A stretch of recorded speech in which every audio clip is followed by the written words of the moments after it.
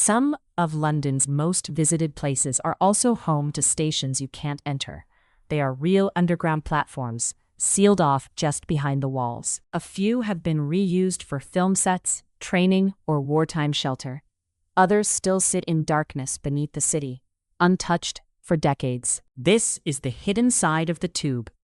A network of stations, tunnels, and platforms that were closed, bypassed, or absorbed into new routes.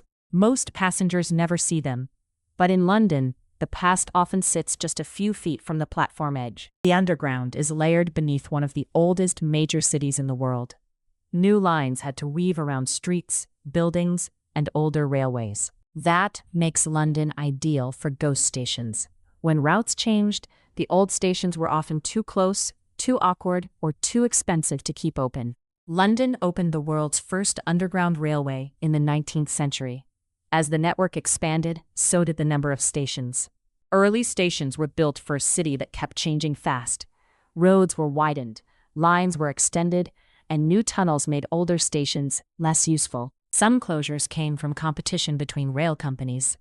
Others came later, when the modern underground system began to rationalize its routes. One major reason for ghost stations was the creation of faster, deeper, or better connected alternatives. The old stop was simply left behind. Some stations were shut during wartime and never returned to full passenger use.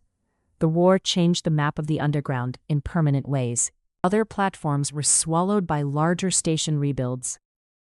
A new concourse could rise above them, while the old platforms stayed buried below. Not every ghost station is fully abandoned.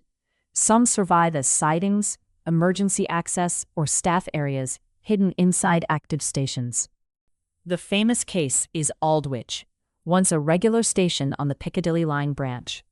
It closed to passengers, but the platforms remained intact.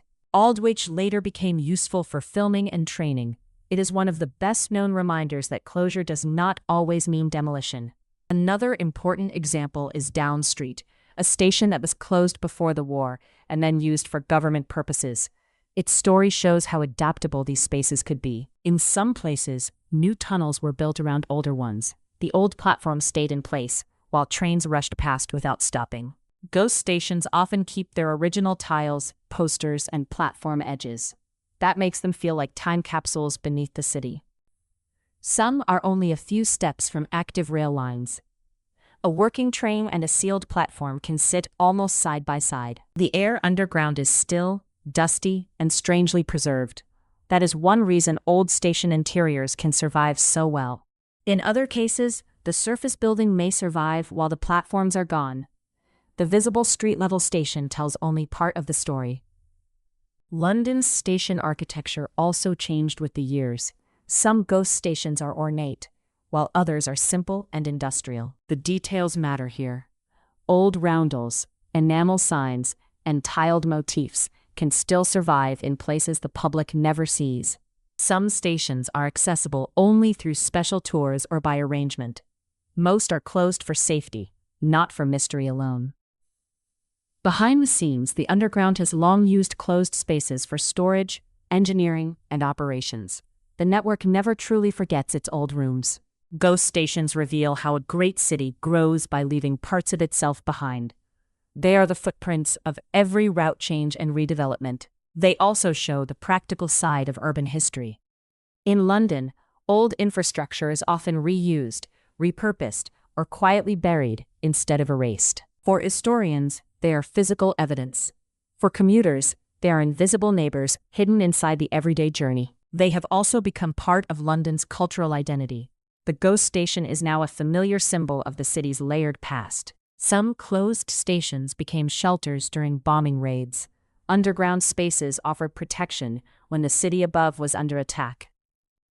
A few ghost stations are tied to famous film and television productions. Their preserved look makes them perfect stand-ins for another era. Some platforms were closed because they were too close to newer stations. In a dense city, even a short walk can make an old stop unnecessary. Not all ghost stations are remote or forgotten. Some sit under famous streets and squares, right beneath busy modern life. The network still changes today, so the story is not finished. New works can create new disused spaces, even in the 21st century. That is what makes ghost stations so eerie. They are not ruins in the wilderness, but abandoned places inside a living system. London's ghost stations remind us that cities never stop rewriting themselves. Every closure leaves a trace, even when the doors are sealed. And beneath the noise of the tube, the past is still waiting in the dark. In London, history does not always disappear.